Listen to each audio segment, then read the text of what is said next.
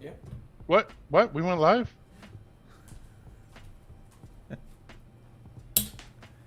Take it away, Tom. You are George. Only thing I can say is don't be D-Whack. You didn't think I would... What'd we get, 10 seconds in? D-Whack. D-Whack. Sorry, dude. That was insane.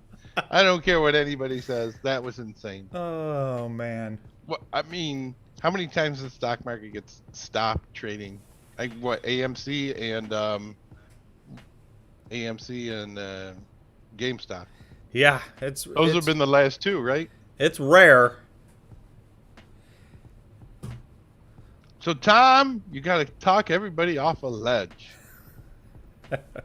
Time to stop BSing and figure out what's going on. What is going on, Tom? Tom, tell us. What's going on? Is this time to take panic. profits and run? I don't think it's about profit taking. I'm going to switch charts. Hello, everybody. Oh, this one's too messy. Like, here. This is the day I keep going back to. September 29th was the beginning of this Bitcoin run. Okay. So, I mean, this was pretty much a straight line up. So, if you guys have been watching, every day I say, you know, nothing goes up in a straight line. So, we got a pullback. It's not fun. I don't know if you can see my screen. Red. Every single Bitcoin miner was red that I follow today. So that was ugliness. But I did buy. So. Oh, you didn't even put Lux on this page. I don't know if anybody noticed yesterday, but Lux went off yesterday. It didn't go off today. That was on Wednesday's live stream. That was George's #1 pick. Yes, it was. So. And it went off. So what do you think? Buy the dip? Dippity doodah? I bought on the dip today. I don't know that we're done dipping, but if you look at of course. Everybody's been talking about this dip. I think, it's not going to be huge. Do you think it's going to be huge? I don't think it's going to be huge. So if you go, I'm going to go to this is the very top. So this was the 20th. What's today? The 22nd? I mean, that seems like forever ago. That was 2 days ago. From the very top to the very bottom, we're at 10%. I mean, in crypto world, that's like, that can happen in 2 hours. It's been 2 days. So this is a very slow and small dip, in my opinion. I talked about it going down to this 59 line. It didn't really get there. So that makes me wonder, maybe there could be more down. But I do think this is just a short-term stop along the way in the middle of our bull run. So I don't think we're anywhere near the end of a bull run. We got a little pullback. I viewed it as an absolute buying opportunity. So I did some buying today. And selling calls on days with a big pop. What do you think, Tom? Bought the dip today, sell calls. Yeah, I mean, yeah, you got to be comfortable. A lot of people are not comfortable selling calls, but yes, if you're experienced enough and you deal with selling calls and you understand that, after a big pop, you're probably okay selling calls, and it's kind of a win-win because you sell the call and you make the money, and if the stock goes up, well, then you made the money in between whatever the price was and wherever you sold the call at. So you make that money too. The only thing you don't make is if the stock goes up way past where you sold your call. But, that's opportunity cost. But, that means you made money. So that's still a win. You got to have a strong stomach. It depends on some stocks are great for that. Like, some stocks, they're volatile and they pop, so they're going to get a pullback. So you and I were doing that for a while, and I haven't been doing that recently. I've just been buying the dips. I've been buying calls and selling calls on the pop. So that's a little bit different.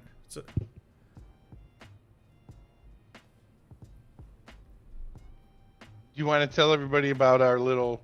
So what'd you buy today? What'd you buy during these dips? What are you looking at? What looks good? And just so everybody knows, not financial advice. Go ahead. Yes, this is not financial advice. Well, I did my usual. The first thing I bought today was more Bitfarms. So I think there was one day where I didn't buy Bitfarms because it rallied. You think Bitfarm is still your HUT 8 as your benchmark for them? Yeah, I mean, Bitfarms is at $5.25. There's no sense to that. So I bought the dip on Bitfarms. I went through 3 stocks last night, and that's what I bought today. So I don't know if anybody watched my video last night, but I think I went through Bitfarms and HUT 8 and Hive. So I want to go to Hive for a second and just show you why. Like, Hive had really good news yesterday. But yesterday was not a good day, so the stock didn't react well.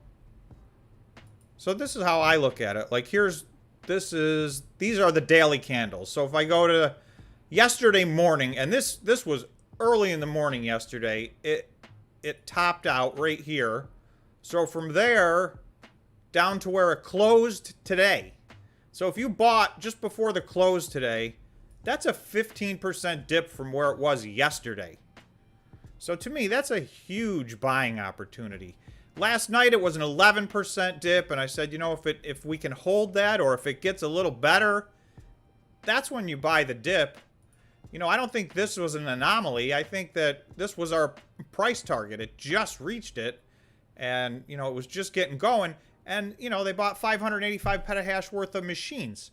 So they've had nothing but good news. That's a company that makes money. It's a good company.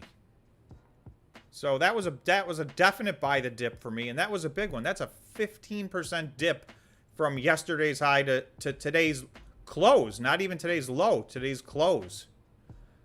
So that was a good one. So Bitfarms, same thing. If I go back, well, we'll just do yesterday. But if you go, you know what? If you go back 2 days ago, and this is why I've been buying. What about Annie? What about Annie? Because I know they just announced they bought a whole bunch of machines. So so Bitfarms from Wednesday to Friday. Well, that's the low. Let me go to the close because they actually. It went to $6. It went to like 609, 611 after hours a couple days ago. So that's almost 15% on Bitfarms if you timed that right. So these are opportunities, and I don't know how you guys feel. You can let me know in the comments section. These are tough days. I'm not going to lie. This is not a fun day. This was not fun. It was just, how red is it going to get? How low are we going to go? How low can you go? And it's like they faked us out too, because, you know, prior to the market opening, you're looking at good stuff here. This is the 8:30 candle, and we were at 63,668. So, boom, the market opens, and bam, not good. Bam, baby. But at least you know, they got it over fast for us. These are half-an-hour candles, so it went right down. By 11 o'clock, we were down under 60,000, and we got down to, so in this 12 o'clock candle, we got down to $59,953. But everybody knew this was coming. Don't you agree? No, we're getting on the Cleanspark. I don't think everybody knew it was coming. I think that euphoria sets in, and everybody thinks that now that it's here, I think it's easy to reflect and say, you know what, this is just a 10% pullback, and that's very small in Bitcoin world and in crypto world. So I don't think anybody should panic about it, but I will bet you that people are panicking.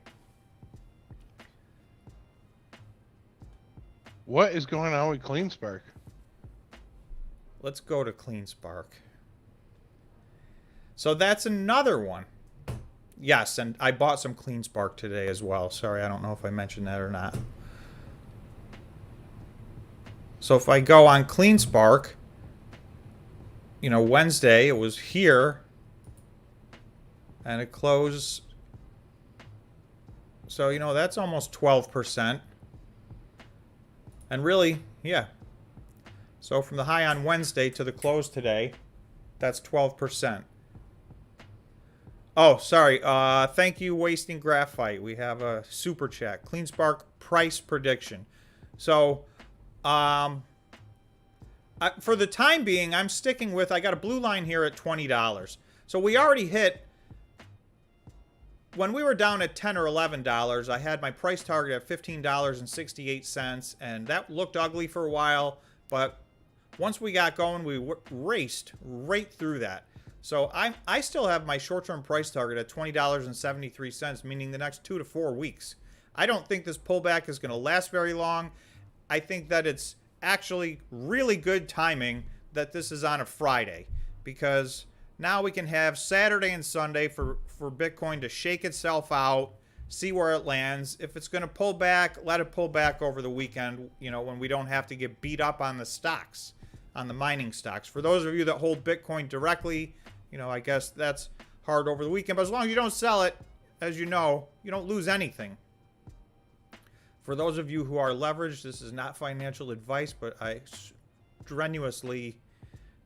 strenuously against leveraging in the Bitcoin world. The Bitcoin miners are your way to leverage Bitcoin, in my opinion, versus going on to an exchange and taking a very risky position.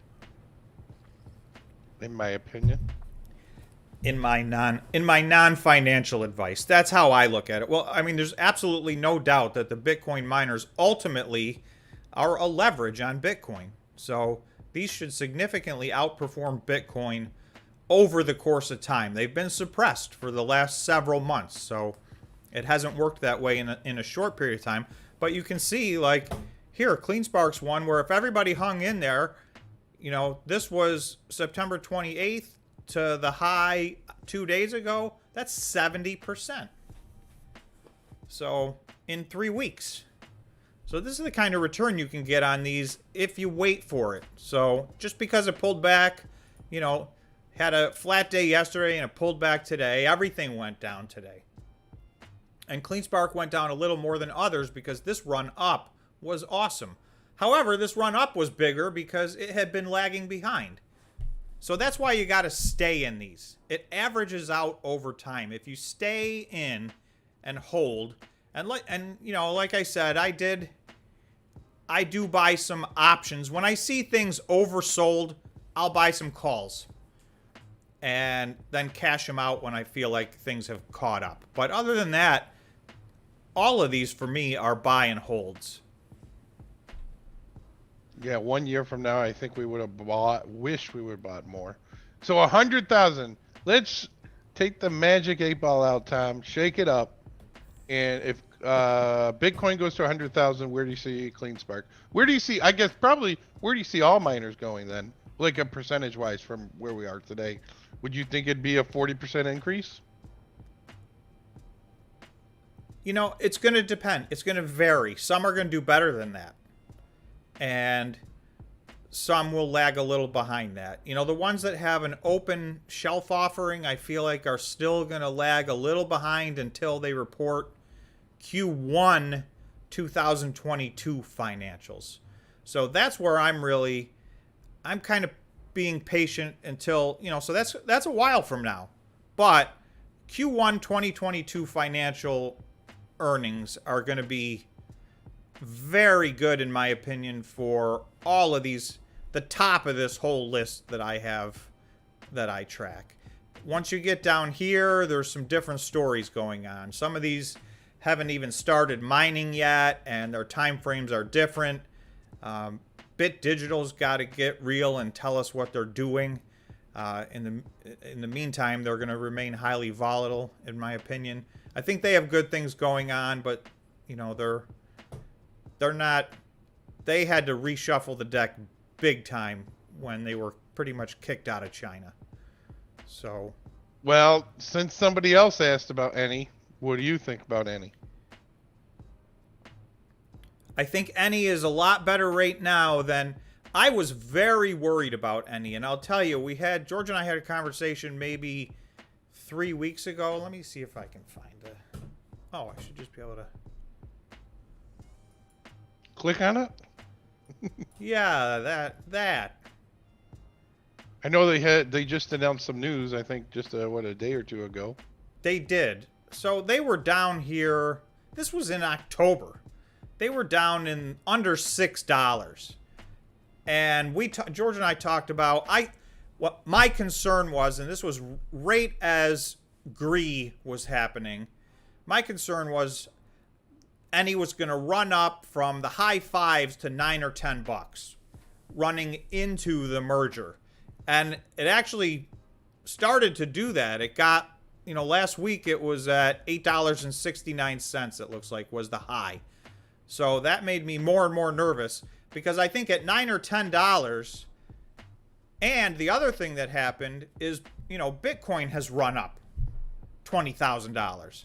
So this any equation has gotten better because now any is down to $6.50. Bitcoin's up to 60,000 plus. Even with all of that said, I personally will not be holding any on merger day because to me that's still not a great equation. So it's not as bad as it might have been under different circumstances, but I think I'm still scared of it. Having said that, if you have some tolerance for risk, if I was a betting person, I would bet that it's going to run up from 650 to prior to their merger. My guess is it's going to run up again. And I think it's going to hit where we talked about, $9 or $10. But I'm not going to buy it. I'm not playing that. I don't have conviction in it, so I'll lose. That's part of my deal is I got to have, if I haven't done the math and I don't have strong conviction on a long term, I have a hard time trading because that's when, on a bad day, you fold and you lose your money. Yeah, see, I'll do it, but he won't. He's so conservative. What about BTBT? They just announced another shipment of miners, right? Yeah. Oh, and that's the other thing that happened with any. In the middle, they announced a massive purchase, of miners. So that. Obviously, that helps their equation. So a lot of good things happened in 3 weeks for them to make it. At a point, I was worried they were going to fall off a cliff. But I don't think that anymore. I mean, you think just, so back to BTBT, same principle, right? I mean, they bought a lot of miners. BTBT raised some money for the first time in a long time. I think they raised $80 million. And then they turn around and bought machines with it, which that's the biggest thing that baffles me. Everybody who trades in the miner section should understand when these companies borrow money, they're buying machines with it.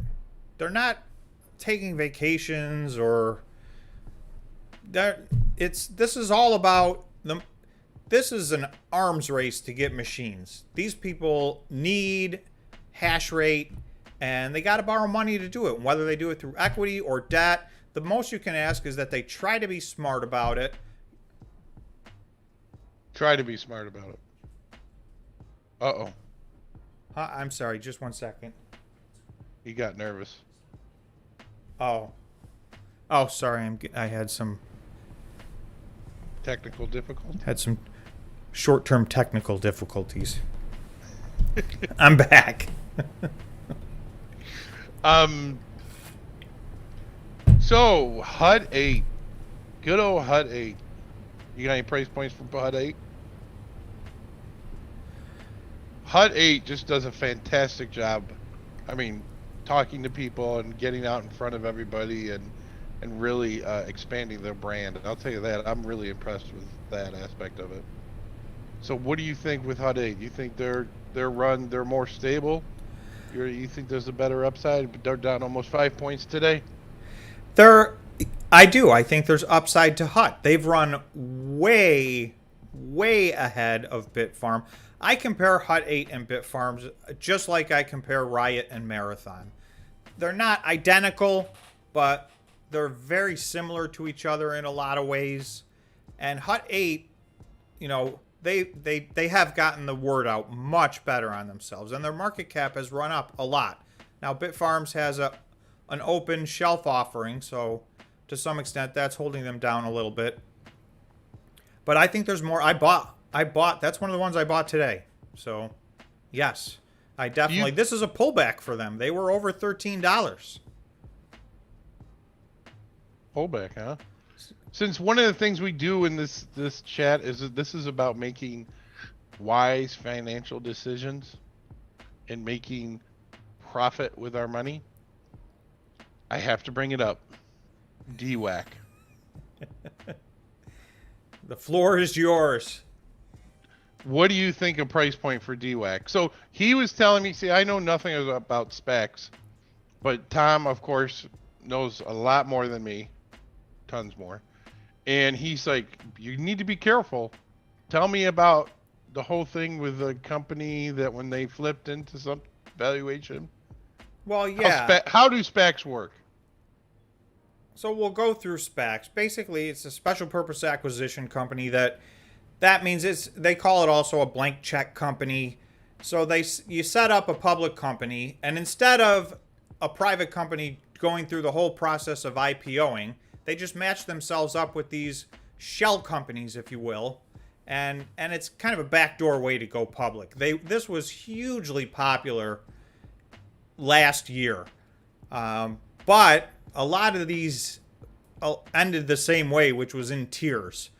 You know, they ran up massively. So if you got out in time, you did great. But if you stayed through the merger, a lot of these stocks got hit hard and they're still not back to where they were.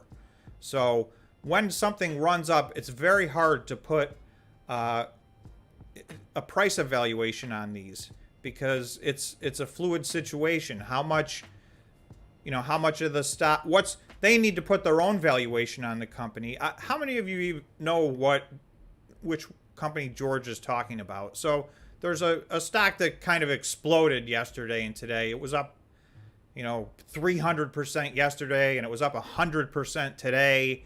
And, my point was you got to be careful because we don't even know what the valuation of that company is. That could be a $10 stock for all we know. Now, I think it's trading on other things. A lot of these, it's more of almost a meme stock right now, like GameStop and AMC. So in the short term, the sky's the limit on those things. But you better be ready to lose your money. So my advice is take profits. Can you explain that? And I know everybody, we're going to get hate for this one. AMC. Is there any way we can squeeze AMC? I'm in the minority. I do not believe that a giant squeeze remains on AMC. Or maybe you guys agree with me at this point. I've said that from the beginning. I've talked about it on my channel. The expectations on AMC, and I know there are several channels that I just on YouTube that I had to stop watching because they just converted themselves to 3 AMC videos a day every day for the last 3, 4, 5 months. And, on your 300th video of saying AMC is going to go to 1,000, I just feel like you lose some of your credibility. And the math on that, they have so many outstanding shares that it never made any sense to me.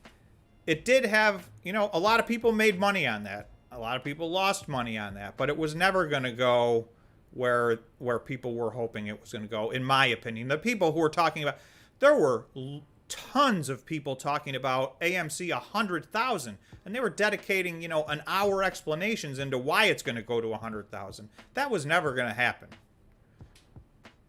It never got to 100, never mind 100,000. So, some things are obvious. Real quick question.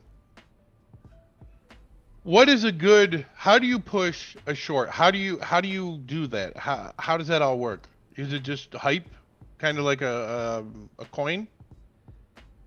Well, for for the retail investor, for all of us that are sitting here watching, we can't do that on our own. But somebody like Wall Street Bets, if they get a coordinated effort, they can run a stock up. And it's usually short squeezes are typically, one day or one part of one day. This phenomenon with GameStop and AMC is something new. And GameStop is still going. GameStop is the one that I find mystifying. That is still going. It's been all year.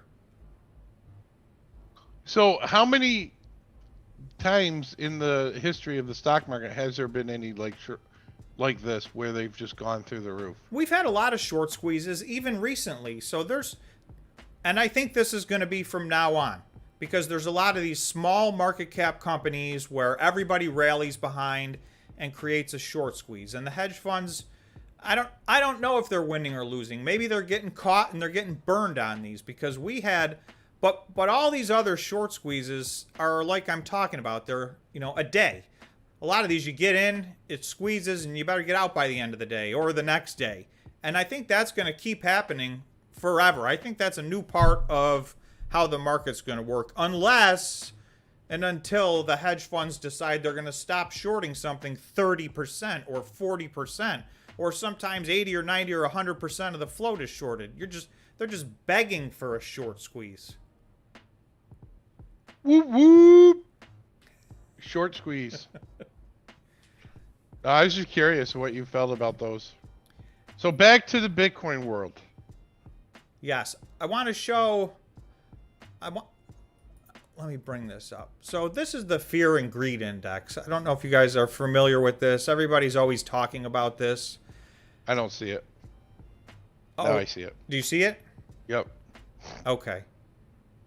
So I wanted to talk about this because I think this is a little bit overused and not as reliable as people think. If you dig into this and see how they calculate this is not very scientific. There's a lot of guesstimating going on. There's 5 or 6 or 7 variables that go into this, and some of them to me seem like just straight guesses. And the other thing that I wanted to show is, like, at the beginning, here's November of 2020. We were at an 89 on the Fear and Greed Index. That's extreme fear. We have not gotten to that point at all on this part of the bull run here in October. And we stayed there from November, all the way through November, all the way through December, all the way until January 10th. So, and this is not, now we're at 94 Fear and Greed Index. So I just wanted to, don't let this scare you out of your positions in either Bitcoin or the miners. When this gets into greed or extreme greed, that does not mean we're about to have a giant pullback. At some point, I expect this is going to stay in greed and extreme greed for the next month or 2 months or however long it is. You can see it spends a lot more time in extreme greed than, it's almost never neutral. It's either at fear or greed. So I just wanted to explain this a little bit to everybody and show everybody, look how many times it's been an extended period of time. Even here, this was all greed, greed, greed, greed, greed, greed. I mean, this was, August was greed, and then boom, you can see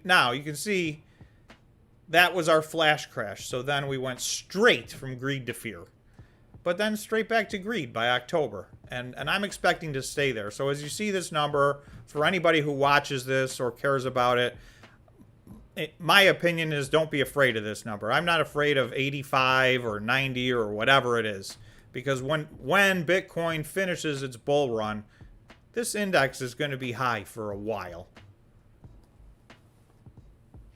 2 things. HUD 8. Tom's thinking, it's probably going to get back to 13. Just reflecting with what was going on with Bitcoin pricing today and yesterday. You did not mention CIFR, Cipher. Yeah, Achoo. that's the wild card. That is wild, wild west. So, Cipher has big plans. I have a small position in them. And, you know, on paper, I love everything that they're talking about, but they mine 0 Bitcoins. They have 0 Bitcoin miners. And that is going to be true for months and months. Which is kind of crazy when you think about it. Why would they go up or down at all? You know what I mean? Right. Nothing changed from yesterday to today. Nothing will change for the next 4 months with that company. They have all of their arrangements are all set up, and if they execute them all, then good things are going to happen for them. They have a shot. If they 100% execute the plan that they have laid out on paper, and they buy all the machines they've already put deposits on, then they're going to be the biggest Bitcoin miner in North America. But that's if. A lot of things have to happen. Is that all supposed to happen next year? Yeah, that is in 2022. Wow. So you're saying that $8 could just, you know, you might even go past someplace around Marathon Riot type of area? Yeah, but to put it in perspective, I know they have storage, right? Do they have any stored Bitcoins? My point was $8 might seem low, but I think they're at around a $2 billion market cap right now. So, you know, they're not as small as they seem. That, I feel like it's priced in as a 50-50, kind of like right in the middle. They're doing nothing, so if you priced it on their activity, they'd be 0. But their potential is even bigger than Marathon, and Marathon is around $5 billion. So it just seems like the market has settled kind of right in the middle at, you know, $2 billion, and I expect that to creep up as Bitcoin's bull run creeps up. So we're not going to know. We need to see execution. We've seen some execution out of a lot of these companies already, so it's easier to believe the rest of their plans are going to happen if they've been on or near. You know, the supply chain has affected everybody, but everybody's been, you know, a lot of the HUT and Bitfarms and CleanSpark and Marathon's hash rate has increased drastically. So, and it's nowhere near where they intend to be, but they mined almost no Bitcoin a year ago. I think actually a year ago they were mining no Bitcoin. So they're an example of somebody that went from 0 to the biggest. Right now, they're the biggest market cap out of all the miners. So I guess who is the biggest? Marathon. They're, from a market cap standpoint, they have the largest market cap out of all the miners. They have the most miners purchase ordered, but that doesn't mean they're delivered and installed, and it's going to be a year before they get to where they're going. $5 billion? If they get to where they're going. Market cap of almost 5 is 4.9 billion, they say. Yeah, today it went under 5 billion. It was over 5 billion, and everybody was red today. So Argo had one good day yesterday out of the clear blue for reasons that I don't know, and they kind of gave it all back today. So anybody can comment if they know what happened with Argo yesterday. I don't know why they had a good day.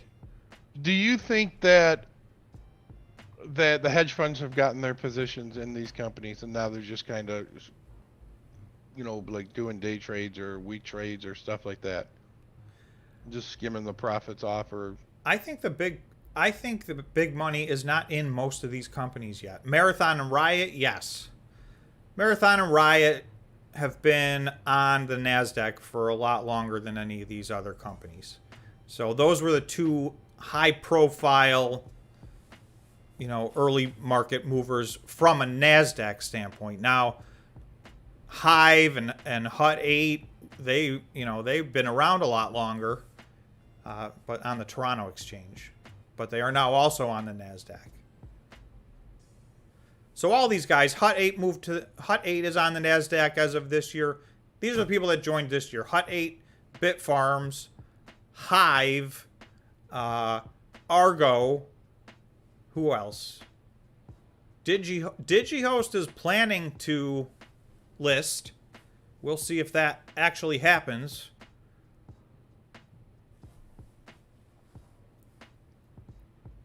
Sorry, I started reading this thing on Bitfarms. Did they say when they thought the execution of these stocks, of these shares would be completed? When they were going? Did they mention that? What quarter? For You know how they have that floating purchase order to sell? oh, for Bitfarms, Yeah. I would not expect that is good. You know, shelf offers I think are good for 2 years. I don't think that Bitfarms is ever going to close that one out. I think 2 years is going to run up and they will not have used the $500 million. That is my personal opinion.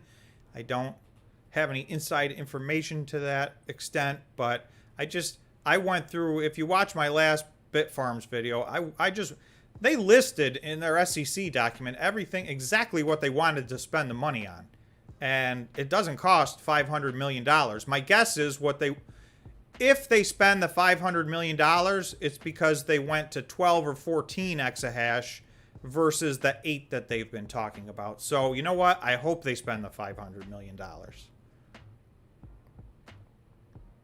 Because you feel it's just going to be... Well, they're not going to waste it. It's not going to, you know, there's this thought process like, oh, it's going to be bonuses or they're just going to waste away. Every time any of these guys get their hands on money, they buy machines. So, and Bitfarms has done the same thing. They've been very diligent about getting orders in as fast as they can, and it's an environment where it's very tough to even order machines. So that is the reason, you know, if you're wondering why all of these companies went and did a shelf offering, they needed money at the ready, because as soon as a machine was available, they couldn't start to go through an offering and see if they could raise some money. They needed it there, ready to go. So, but that's what it's there for. It's all there to buy machines.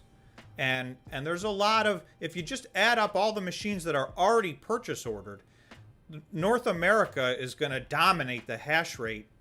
You know, we already apparently just pulled into first place, but we're still under 40%. But with what's being added in the next 12 months, North America will dominate the hash rate, and the difficulty level is going to go up.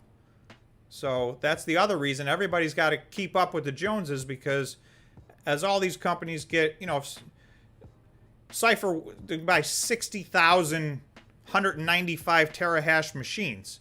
Once that gets added to the network, everybody else better be adding their machines, or else, you know, it's going to get more difficult and they'll mine less Bitcoin. But right now, I think every company on this list, Hut 8, Bitfarms, CleanSpark, Marathon, Riot, and Hive, let's leave it at that, all have orders for machines that are in excess of what my estimate of the difficulty level changing is going to be, that means they're going to stay ahead of the curve and they should keep mining more Bitcoin, even though it's getting harder to mine. Any other questions?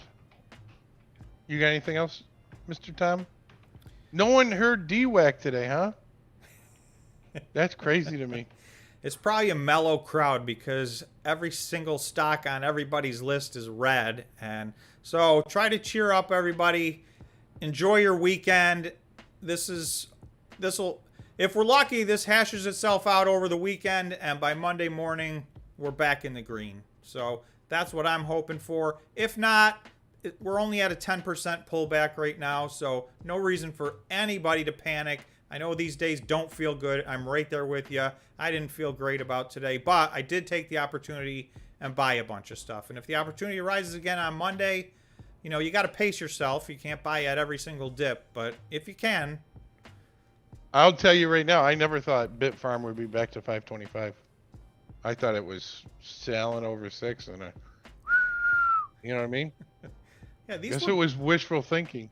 These were big pullbacks. So, but we're going to look back at them and go, oh, that was a good opportunity.